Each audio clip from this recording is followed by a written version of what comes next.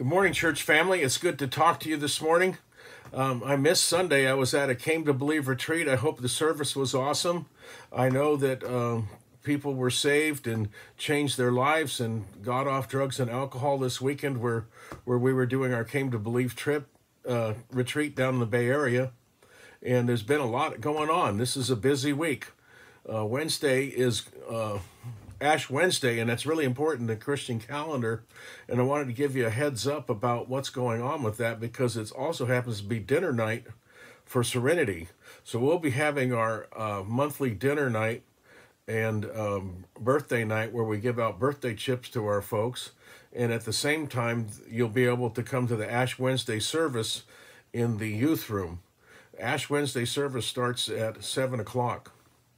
Ash Wednesday is an important thing in the Christian calendar of events that goes through our calendar year because it's a time for us to start contemplating what the Lord's done for us. It's a time for us to start looking at things in the scriptures that start to come at the end of Jesus's ministry, and the things that happen. There's a progression of things that he happens and prepares for what's going to happen on that Easter Sunday. We see near the end Lazarus risen from the dead. We see the disciples not understanding when Jesus is telling him what's about to happen.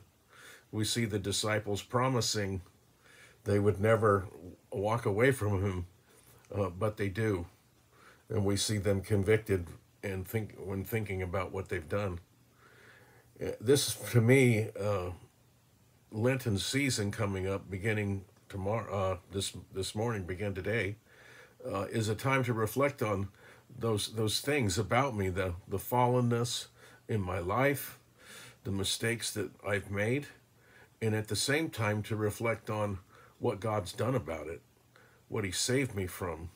He saved me from what I thought was a freedom to do whatever I wanted, which turned into a bondage and slavery, and he set me free to be a slave to Christ. So sometimes that doesn't make a lot of sense, or it doesn't sound like it does, but it's really true. My walk with God is all about freedom.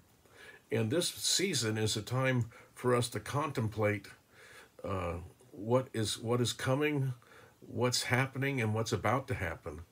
As we think about that through this season, as we begin our series of Lenten devotionals and sermons, I just pray that each and every one of us would be closer to Jesus, that each and every one of us would be able to search our hearts and find those remaining things that we need to ask God to remove from our lives, those things that hold us back from being as close to him as we could be.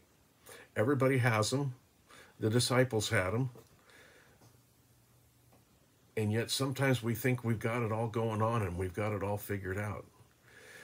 Yes, a lot of improvements have happened in our lives. I know a lot of my life. My life has changed dramatically from what used to be many years ago and stuck in addiction.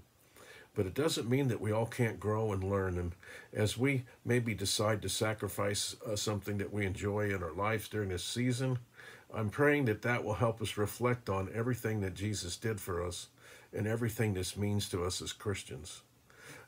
I didn't cite a Bible verse today.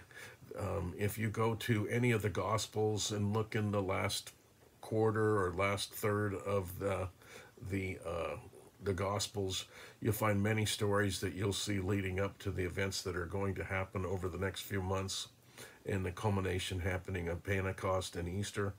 And it just find it to me to be a blessing and a reminder that as I walk through this, to have a devotional that helps lead me to the cross and then to the final glory of the risen Christ. I hope you have a blessed day and a blessed week. We'll see you Sunday, and we'll see some of you Wednesday night. I hope you can make it. Bye now.